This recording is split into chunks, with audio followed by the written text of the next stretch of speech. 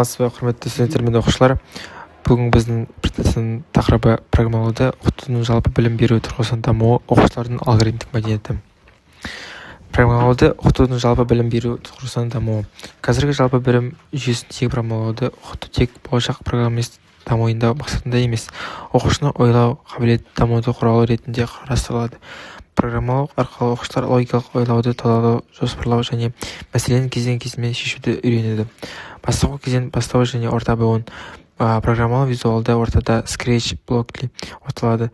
Бұл оқушыларға алгоритм ұғымын жеңіл қабылдауға мүмкін береді. Жоғары сыныптарға мәтіндік түрлерге Python, C++ көшуі жүзеге асады.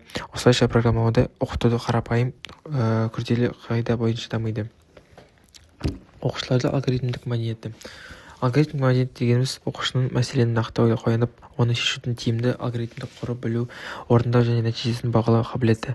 Алгоритмдік қабілеттің түбегейлі дағдыларды қамтиды. Мәселені талдау, әрекеттерді логикалық ретпен орналастыру, шарттар мен қайталану, командаларын қолдау, қателерді табу және түзету, нәтижені бағалау және жетілдіру. Алгоритмдік мәдениетті қалыптасқан оқушыны ой жүйелі болады, күрделі тапсырманы бөліктей алады, күнделікті өмірде алгоритмдік тәсілдер қолданады. Алгоритмдік мәдениеттің оқушының дамуын әсері. Алгоритмдік мәдениеттің дамыған оқушы тапсырманы жоспарлап орындайды, уақытты тиімді пайдаланады, өз қасиетін талдай алады, жаңа жағдайда тез бейімделеді. Бұндай дағдылар тек информатикадағы емес, өмірдің барлық саласында қажет.